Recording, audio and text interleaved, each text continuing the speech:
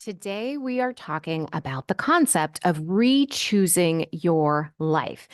If you think you can't, if you think you don't know how, listen to this episode. I am going to give you everything you need to know. Welcome, my friend. How are you doing today? So, this concept of re-choosing your life is something that I struggled with for a very long time. And I didn't fully understand the power that is in re-choosing my life, every area of my life, until I started recognizing the amazing shifts I was making. So if you feel stressed out or overwhelmed in your work, if you feel anxious, if you are feeling like things are just so hard and how do I change things? I want to encourage you to really take this episode to heart because when you start really thinking about, do I love every aspect of my life? Am I choosing things I want to choose? Because sometimes you're not going to love every aspect of your life, but are you forcing yourself like a square peg in a round hole to grind through your life? There's a big difference because I can choose something that maybe isn't my favorite thing to do, but I do it because the larger picture of my life, wow, I love it. I absolutely love it. There might be things on my calendar that I don't want to do, but I do them anyway because I have a bigger picture for my life. I have a bigger picture of service and being able to be my full self in the world. And that is something that I have chosen to do because I see how impactful it is. So I want to share this with you, this concept of re-choosing your life, because so often I'll talk to lawyers who tell me they have no choice. They have no choice but to take that client because of the money. They have no choice but to work 80 hours a week because that's just what the office requires. And they haven't recognized the choices that they've made to get to the point where they are now and recognize, hey, yeah, that was a choice and I get to make new choices. That's the position I was in. I literally thought I had no choice. I was a prosecutor.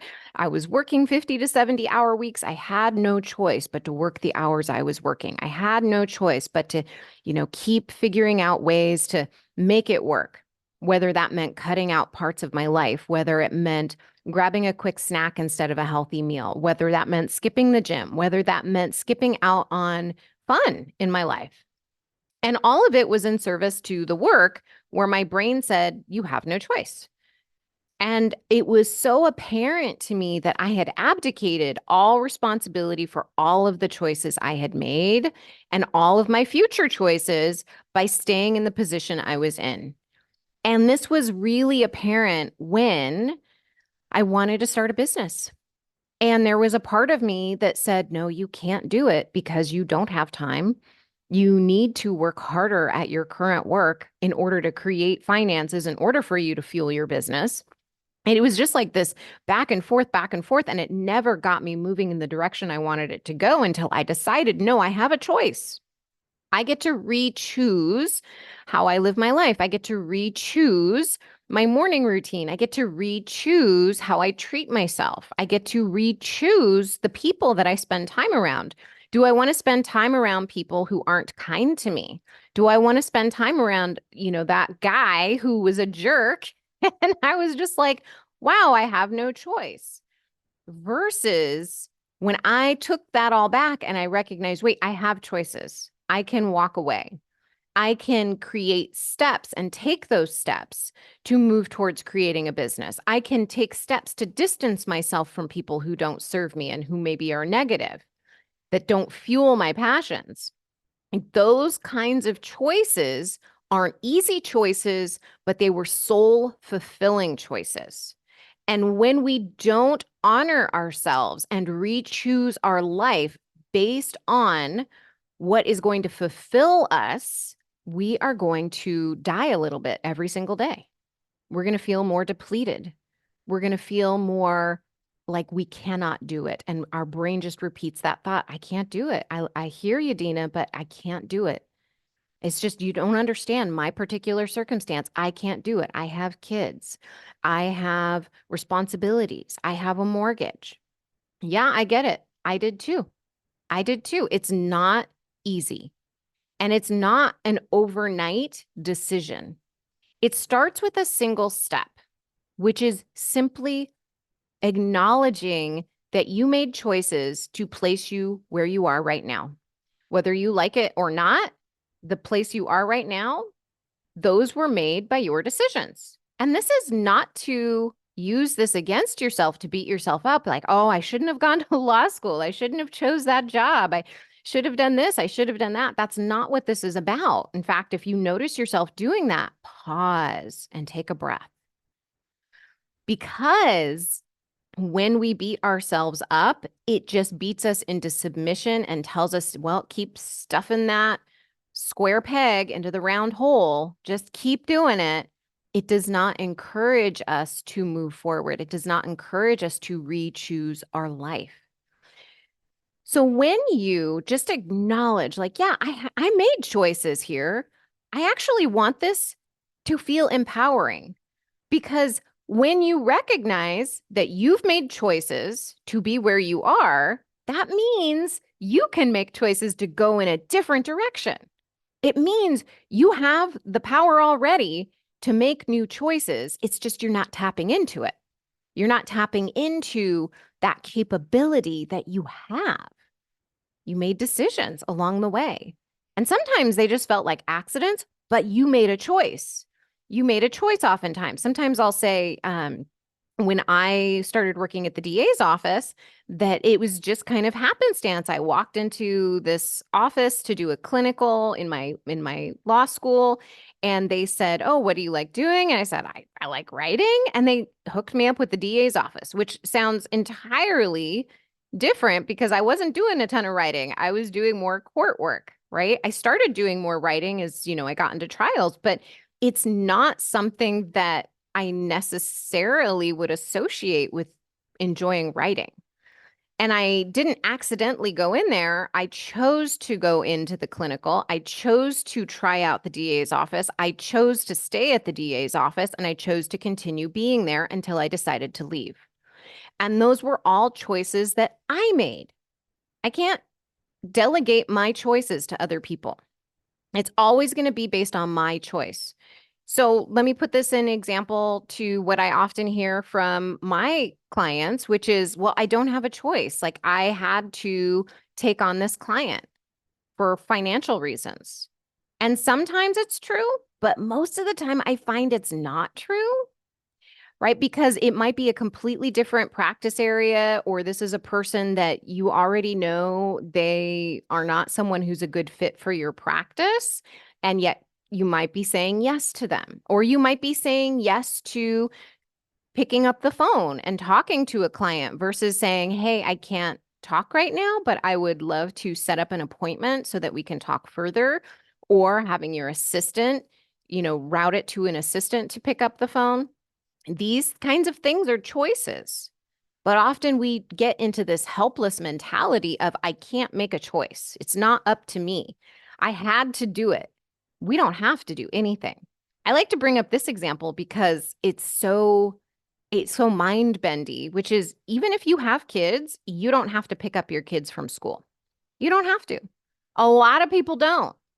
A lot of people don't pick up their kids from school. Now, are there consequences to not picking up your kids from school? Absolutely. But I want you to know it's a choice. And you're making that choice because no matter what time you're taking off or the time you're taking out of your day to do it, you are making a conscious choice to pick up your child. Like, this is not something that is an accident. This is not something you have to do. So I want to just offer up this recognition that you have made choices in the past and you can make choices for your future. This is not something that is not even something that is debatable. And this is, hey, you made choices and now you can make new choices. You can do this in every single area of your life, whether it's your friends, whether it's your family. I have actually seen this, in my family. Both of my parents made choices to disconnect from their families. And was that easy? No. And They made their lives, they designed their lives intentionally to cut out those parts that were not serving them or their relationship. So you get to make choices. This is a beautiful thing. We have freedom of choice. And as long as you're telling yourself you don't have the ability to choose, you're powerless and you never change. I hear this all the time. I'll hear somebody say, "Oh, I'd really like to start my own practice, but I just can't. It's just too scary." Okay, that's your choice. But you're also choosing a hard, right? Because both of those choices are hard. Whether you decide to stay in your current practice or start to a new practice, both of those choices are hard. If you decide to stay in your current practice, even though you feel unfulfilled and you have this burning desire to do something else, it's hard to acknowledge that you gave up on that. It's hard to acknowledge that you made that choice and that you feel unfulfilled because you didn't go in that other direction. It's hard to wonder, what if I had made a different choice? And then there's the heart of starting a business and then leaving. It's a different kind of hard, but it's a more fulfilling hard. I know this from my experience because even though it was hard and I needed to really look at some things that I hadn't looked at, like my finances. I needed to look at the actual numbers. I needed to look at the facts of it. Does it make sense for me to leave right now? Or how can I arrange my time so I can take calls and do my day job? How do I do that? How do I figure that out? That was hard, but I made the choice to do it because it led me in the direction of something that felt more soul fulfilling. And then when it came to actually leaving my job, that was another kind of hard. I needed to just say, okay, let's just do it. Let's just put in my resignation. I actually gave myself 6 months. I told my boss like 6 months in advance. I'm like, okay, in 6 months, I'm leaving. Because then I'm like, okay, I gave myself a date. I can prepare myself mentally in 6 months. And so I turned in my letter of resignation 6 months before I actually left. And it worked out the way it needed to work out. And it's not easy to go out on your own because there's lots of unknowns, right? How much, what am I making? And then you need to create the ability, the capability of creating revenue on your own and taking initiative and promoting yourself. And those are all other things that you are learning, and that can be hard. But when you choose your hard, you choose it based on what feels like it lights you up the most. Yeah, it's hard, but oh my gosh, I can't wait to start my own business. This is where I'm supposed to go. So, as long as you're honoring yourself, any hard you choose is going to be the right hard. But if you are staying in a hard because it feels normal and safe, and this is just, this is what everybody else is doing, or my parents always told me, like, you should be a lawyer, or my parents always told me, you've got to do life this way. And you're surrounding yourself with people who are like saying, you're crazy. Don't think about it. Don't think about leaving. Like, you've got it good, and you listen to them, you are also making a choice there, or listening to them. Because I also had people telling me, like, are you sure you want to do this? And I said, yes, I am doing this. And I knew deep down that that was the direction I needed to go because it felt right. What I was doing felt like trying to push myself into being a person I didn't want to be. I didn't want to be around the horrible things that people do to each other. Like if you are a DA or you're listening to this, there are things in this world that I don't want to surround myself with. I don't want to surround myself with those things. So I was choosing to surround myself with those things. And then I chose a different path, one where I get to help people who want to change, who want to follow their goals, who want to follow their dreams and change their mindset so that they can create what they want to create. And that is so fulfilling because I get to help them, whether it's managing their time so that they can open themselves up to possibilities, whether it's spending more time with their family, starting a family, that's a big one, or even creating a new business. Right. These are the things that I get to do now because I help people re-choose their lives. And to me, that fills me up. Even if there are nights where I'm like, wow, I'm working a little late tonight, but it feels so good, like in a really fulfilling way, not in the kind where I need in the past where I was a lawyer, where I needed validation, right? I was working so that I could get approval from people in the office. For me now, if I'm up late, it's like, yeah, this is great. This feels right. This feels so good. And there's a big difference. And when we don't believe we have a choice to feel the way that we feel, when we believe we don't have a choice to do anything differently, we rob ourselves of that opportunity to feel fulfilled, to feel into the person we are meant to be. So that is the first thing, is recognizing you have a choice. Recognizing that you've made choices in the past and that you can make choices in the future. The second thing that I want to share with you about re-choosing your life is that you don't have to just turn your life upside down. You start with little things and you show your brain, yes, okay, this feels good. This is the right thing. Even though it's hard, I'm choosing a hard. Even though this feels hard, this feels good. Like it feels like the right thing. And that was for me. And I bring this up a lot because this was a big turning point in my life. You might have a totally different turning point. But when I decided I was tired of feeling rushed and overwhelmed and panicked in the morning and hitting my snooze button 10 times and feeling like I was just like a crazy ball of fire trying to get out the door in the morning, I didn't like how that felt. And I decided to re-choose how I felt in the morning. And for me, I was like, okay, well, what do I want? What do I want? I got awareness around an area of my life that I want to re-choose. And then what do I want to feel? Well, I wanted to feel calm. I wanted to feel present. I wanted to feel like I, had the opportunity to sit with my coffee, to read if I wanted to journal if I wanted to whatever I wanted to do. I wanted that. And so then I got into the process of, okay, well, what do I do next? Okay, well, let's re-choose how I start my morning. And it didn't happen overnight. I didn't suddenly stop turning off my snooze alarm.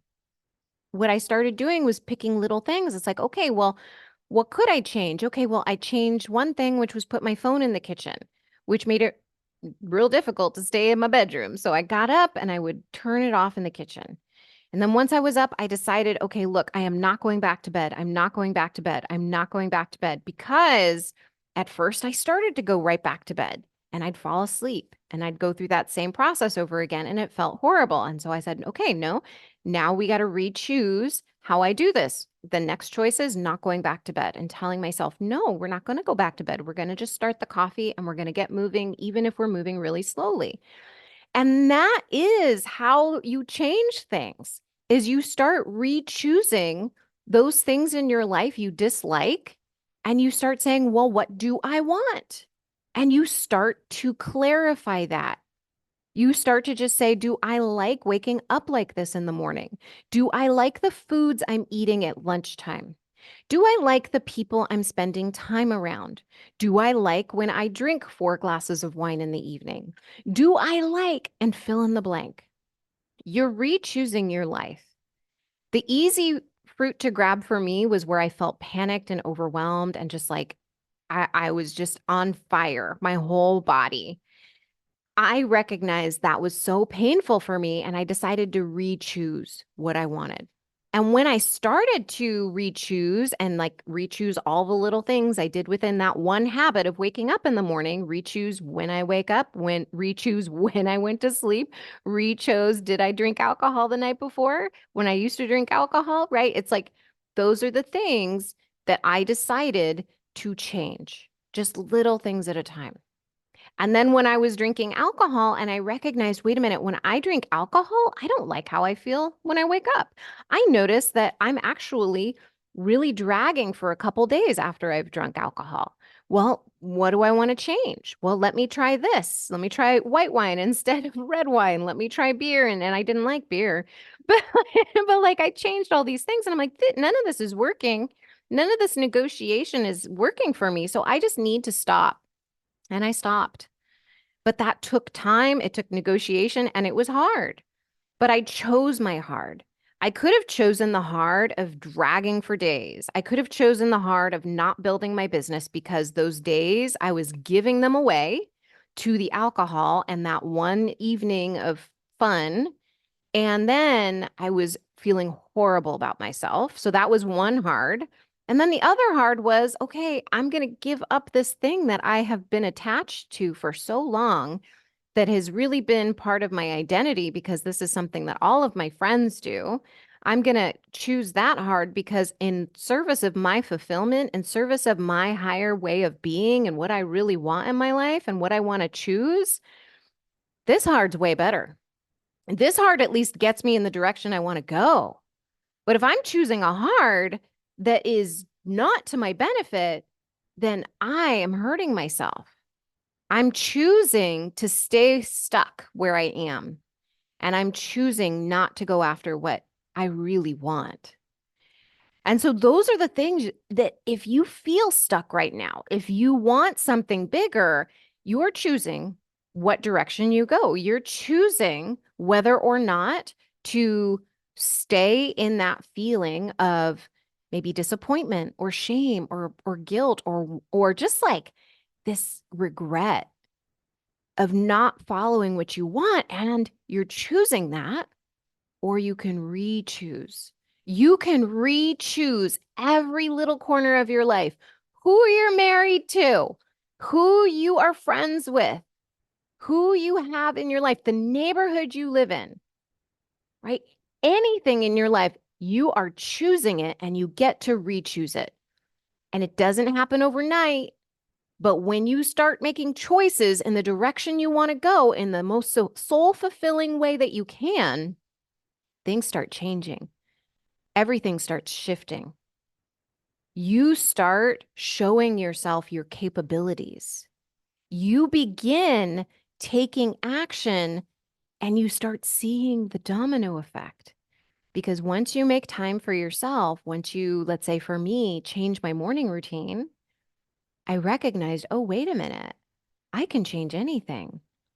I can decide that this is the time that I use in the morning to figure out what I want to do with my life. I can use this time in the morning to do nothing. I get to choose that. And recognizing you have a choice is so powerful because when you recognize you have a choice, even when the two choices feel hard, you recognize that you have the power to say, yes, I want this and I don't want this. And then you go on the path. And the phrase I love the most is the one that's said by Don Juan, which is choose the path with heart. And you cannot go wrong when you choose a path with heart. And so often in the legal profession, we're taught to just ignore what we want, grind through it. This is how it's supposed to be as a lawyer. And we listen to all the people around us and we look at everyone around us, and everyone around us is experiencing the same thing. And we tell ourselves, this is the way it is. Let's just make the best of it. You are making a choice. You don't have to make that the best of anything. You can decide to do new things. You can decide to take your life in a whole new direction. You could become a painter. And when I heard myself like tell myself, oh, there's all these different things I could do, my brain was fixated on money, which is fine. Like that's a natural thing. And so when I was thinking about money, that's what I was like, well, does this make money? Does this make money? Does this make money? But that felt horrible. It felt horrible. And as long as I was making money as a lawyer, I could experiment. I could say, okay, well, let's try this. Let's try this. And I tried like a dozen different things. And then I found coaching and I was like, this is amazing. This is amazing. I got to figure out how to make this work. And so sometimes the choice is to experiment. And that was what I needed to choose. I needed to choose that there were other things out there in the world. I had to believe that and just say, okay, I choose to figure this out. I choose to try things. I choose to take action just to see, is there a possibility for me anywhere else? And now look, after several years, I left my legal career of like 16 years and I walked out the door. And I'm not saying you have to walk out the door of your legal practice to make a new choice, but I just want to ask you to consider, are you making the choices that feel the most soul fulfilling for you? And if you want help really sifting through your life, understanding more who you are, and being able to make more choices that help you re-choose a life that you love, a practice that you love, a business that you love, I want to invite you to book a strategy session with me. You can book at dinacataldo.com/strategy session. All right, my friend, I hope this gives you some food for thought, because when you re-choose your life, you can re-choose a life that you absolutely love. All right, my friend, I'll talk to you next week. Bye.